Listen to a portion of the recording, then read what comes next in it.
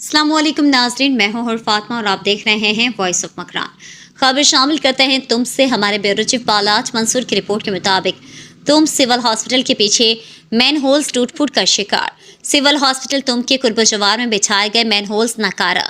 पानी गंदा link road पर जमा लोगों को आने जाने में शदीद मुश्किलात का सामना करना पड़ रहा है।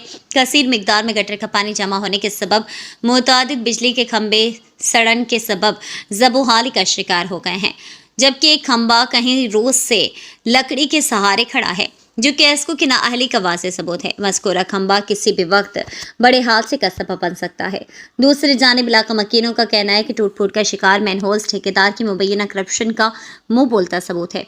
उन्होंने आला हुकाम से अपील की है कि मज़कूरा ठेकेदार के खिलाफ कार्रवाई करके अवाम को रिलीफ फराहम किया जाए।